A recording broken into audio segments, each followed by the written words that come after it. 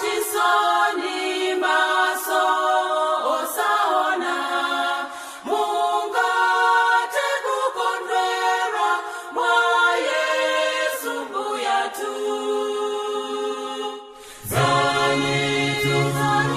Zani kuno, zani tu, zasendu otoga, zani tu otoga,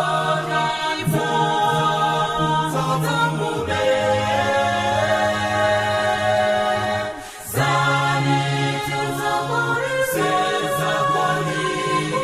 zani tu rozira tu, wafata mutimamo, muzapumula mioyo yanu.